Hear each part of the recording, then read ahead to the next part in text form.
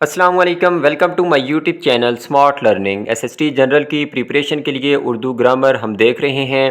آج کی اس ویڈیو میں ہم دیکھیں گے فعل کی اقسام، ٹھیک ہے۔ فاعل کے لحاظ سے دیکھیں گے، پھر معنی کے لحاظ سے دیکھیں گے، پھر آگے مزید اور اقسام بھی ہم اس میں دیکھیں گے۔ کافی امپورٹنٹ ویڈیو آپ کے لیے یہ ہوگی۔ اگر آپ کو نوٹس چاہیے SST جنرل کے تو آپ اس نمبر پہ رابطہ کر سکتے ہیں۔ اگر صرف اردو کے نوٹس چاہیے تو پھر بھی اس نمبر پہ رابطہ کریں۔ اردو کے نوٹس کی بھی پیڈ ہیں، ٹھیک ہے، 150 چارجز ہوں گے، اور SST جنرل کے مگر مکمل نوٹس چاہیے، ٹھیک ہے، انگلش، اردو اور میتھمیٹکس اس میں ہوگا، 500 اس کے چارجز ہیں۔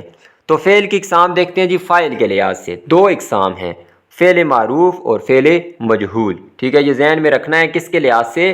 فاعل کے لحاظ سے، سبجیکٹ کے لحاظ سے۔ پہلی ہے فعل معروف، وہ فعل جس کا فاعل کس کو کہتے ہیں؟ سبجیکٹ کو معلوم ہو، اس کو فعل معروف، وہ فعل معروف کہلاتا ہے، یا اس کو ہم فعل معروف کہتے ہیں۔ تو فعل معروف جس کا سبجیکٹ ہمیں معلوم ہو۔ مثالیں دیکھتے ہیں امجد فوج میں بھرتی ہوا۔ کون بھرتی ہوا؟ امجد بھرتی ہوا۔ تو یہ امجد فاعل ہے، اس کا فاعل ہمیں پتہ ہے، تو یہ جو فعل ہے بھرتی ہونا، یہ فعل معروف ہے۔ علی گاڑی چلا رہا ہے، اب اس میں فعل کیا ہے چلانا، ٹھیک ہے، گاڑی چلانا اس میں فعل ہے، تو کون چلا رہا ہے علی چلا رہا ہے، تو فاعل اس میں کون ہے؟ علی، اس کا بھی ہمیں فاعل پتہ ہے، تو یہ بھی فعل معروف ہوا۔ دوسری قسم ہے فعل مجہول، اس کا الٹا ہو جائے گا، وہ فعل جس کا فاعل معلوم نہ ہو، مطلب یہ کام کرنے والا کون ہے ہمیں پتہ ہی نہ ہو، اس کو فعل مجہول کہتے ہیں۔ اگر ڈوئر کا پتہ ہو، کام کرنے والے کا پتہ ہو تو فعل معروف، نہ پتہ ہو تو فعل مجہول۔ جیسے نماز پڑھی گئی، اب نماز تو پڑھی گئی ہے لیکن کس نے پڑھی ہے؟ کام کرنے والے کا پتہ ہی نہیں ہے، تو نو سبجیکٹ، کوئی سبجیکٹ نہیں ہے، نو ڈوئر، اس میں ڈوئر ہی نہیں ہے، کام کرنے والا، تو یہ فعل ہے پڑھنا، یہ اس میں کیا ہے؟ فعل مجہول ہے۔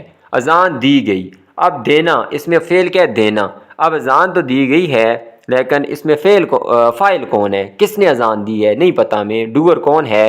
تو ان دونوں جملوں میں سبجیکٹ نہیں ہے، اس وجہ سے یہ دونوں جملے ہیں فعل مجہول کی اقسام ہیں۔ اب ان کی ایکسرسائز بھی دیکھ لیتے ہیں، اس سے مزید آپ کی پریکٹس ہو جائے گی۔ ویسے تو یہاں پہ فعل مجہول کو معروف میں اور معروف کو مجہول میں چینج کرنا تھا، لیکن میں نے سمپل یہاں پہ لکھا ہے کہ کس میں فعل مجہول ہے اور کس میں معروف۔ ایک تازہ حمد کہی گئی، اب کس نے کہی ہے؟ نہیں پتہ، سبجیکٹ نہیں ہے، تو یہ فعل مجہول ہے۔ ملکی سرحدوں کا دفاع کیا جاتا ہے، ملکی سرحدوں کا دفاع ہوتا ہے، کرنے والا کون ہے؟ نہیں پتہ، تو یہ بھی مجہول ہے۔ کہانی لکھی گئی، کہانی لکھنے ہوئی ہے لیکن کس نے لکھی ہے؟ نہیں پتہ، یہ بھی مجہول ہے۔ احمد نے قرآن پڑھا، اب قرآن پڑھنا اس میں فعل ہے لیکن کس نے پڑھا؟ احمد نے۔ پڑھنا اس میں فعل ہے، احمد نے پڑھا، تو احمد اس میں فاعل ہے، معروف ہو گیا۔ ترانہ پڑھا گیا، کس نے پڑھا؟ نہیں پتہ، یہ بھی فعل مجہول ہے۔ پھر ہمارے پاس مزید اگزامپل ہیں 2-3۔ ماں باپ نے بچوں کا بہت خیال رکھا، کس نے رکھا؟ ماں باپ نے، تو یہ ماں باپ اس میں فاعل ہے، ٹھیک ہے، خیال رکھنا اس میں فعل ہے، تو یہ فعل معروف ہے۔ تشتریوں میں خمیر پیدا کیا گیا، تشتریاں جو ٹرے ہوتی ہے، وہ رکابیاں جن کو کہتے ہیں، خمیر پیدا کیا گیا لیکن کس نے کیا؟ نہیں پتہ، یہ بھی فعل مجہول ہے۔ اسی طرح الیگزینڈر فلیمنگ نے پینسلین ایجاد کی، ایجاد کی اس میں فعل ہے، کس نے کی الیگزینڈر فلیمنگ نے، تو یہ اس میں اس کا سبجیکٹ ہے، فاعل ہے، اس وجہ سے یہ جو فعل ہوگا یہ بھی فعل معروف کہلائے گا۔ تو یہ ہم نے 2 اقسام دیکھی ہیں بڑی امپورٹنٹ فاعل کے حساب سے۔ اب مزید ہم دیکھتے ہیں 2 اور اقسام بڑی امپورٹنٹ ہوگی آپ کے لیے۔ انگلش میں بھی آپ پڑھ کے آ چکے ہیں، زیادہ تر انگلش میں اس سے کوشچن بھی آتے ہیں۔ وہ فعل کی اقسام ہے معنی کے لحاظ سے۔ پہلے ہم نے کس کے حساب سے پڑھی؟ لحاظ سے پڑھی، فاعل کے لحاظ سے۔ اب پڑھ رہے ہیں معنی کے لحاظ سے۔ 3 اقسام ہیں، فعل لازم، فعل متعدی اور فعل ناقص، ٹھیک ہے۔ فعل لازم جس کو ہم انگلش میں کہتے ہیں انٹرانزٹیو ورب، انٹرانزٹیو ورب آپ نے پڑھا ہوا ہے کہ وہ فعل جو اپنا مطلب پورا کرنے کے لیے اس کو مفعول کی ضرورت نہ ہو، اس کو کہتے ہیں انٹرانزٹیو۔ مفعول کس کو کہتے ہیں؟ آبجیکٹ کو، ٹھیک ہے۔ انگلش میں پوری ایک میری ویڈیو ہے 45 منٹس کی، بڑی ڈیٹیلز میں نے سمجھایا تھا۔ اردو میں تو آپ کو جلدی سمجھ آ جائے گا۔ وہ فعل جو صرف فاعل کے ملنے سے بات پوری کر دے اور اسے مفعول کی ضرورت نہ ہو، مفعول کہتے ہیں آبجیکٹ کو، تو آبجیکٹ نہ ہو اس فعل کے اندر، اس کو کہتے ہیں انٹرانزٹیو ورب، اور اردو میں کہتے ہیں فعل لازم۔ مثالیں دیکھتے ہیں اس کی، جیسے ناصر آیا، اس میں دیکھ لیں سبجیکٹ ہے، فاعل ہے ناصر، فعل ہے آیا، کیا اس میں کوئی مفعول ہے، کوئی آبجیکٹ ہے؟ نہیں ہے، تو یہ فعل لازم ہے۔ پھر ہے جی لڑکی روتی ہے، لڑکی اس میں فاعل ہے، رونا اس میں کیا ہے؟ فعل ہے، یہ تو فعل ناقص ہے، تو اس میں کوئی آبجیکٹ نہیں ہے، کوئی مفعول نہیں ہے، تو یہ فعل لازم ہے۔ پرندے آسمان میں اڑتے ہیں، صرف اتنا ہمیں پتہ چلا ہے کہاں اڑتے ہیں، اس میں کوئی آبجیکٹ نہیں ہے، کوئی مفعول نہیں ہے۔ مفعول کیا ہوتا ہے؟ جو ایکشن کو ریسیو کرتا ہے، جس کے اوپر کام ہو رہا ہوتا ہے۔ جیسے میں کہتا ہوں میں نے کتاب پڑھی، تو میں اس میں فاعل ہوں، پڑھنا اس میں کیا ہے؟ فعل ہے، اور کتاب اس میں مفعول ہے، مطلب اس کے اوپر کام ہوا ہے۔ تو اس میں کوئی کام کسی چیز کے اوپر نہیں ہو رہا، صرف اڑنا کام ہے۔ کون اڑ رہے ہیں؟ پرندے اڑ رہے ہیں۔ یہ تو ہمارے پاس کیا ہے جی؟ وہ ہو جائے گا ایڈورب ہو جائے گا، مطلب آسمان میں جو جگہ کو بتاتا ہے، اور اڑنا اس میں فعل لازم ہے۔ میں چلتا ہوں، میں اس میں فاعل ہے، چلنا اس میں کیا ہے جی؟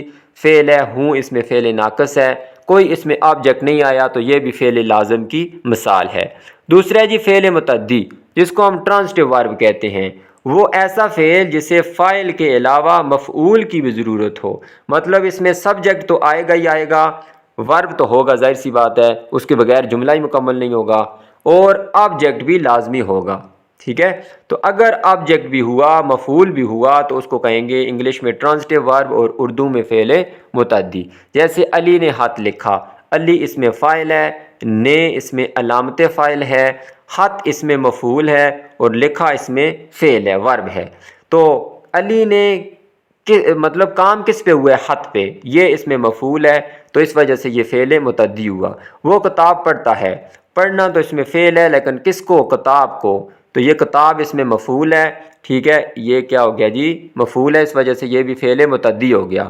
ہم ڈائری لکھتے ہیں، لکھنا اس میں فعل ہو گیا، ہم اس میں سبجیکٹ ہو گیا، فاعل ہو گیا، ڈائری اس میں مفعول ہو گیا، تو یہ بھی فعل متعدی کی مثال ہے۔ پھر ہے جی فعل ناقص۔ فعل ناقص کا کوئی بھی اپنا مطلب نہیں ہوتا، یہ صرف جملے کو مکمل کرنے کے لیے، اس کے میننگ کو مکمل کرنے کے لیے آتا ہے۔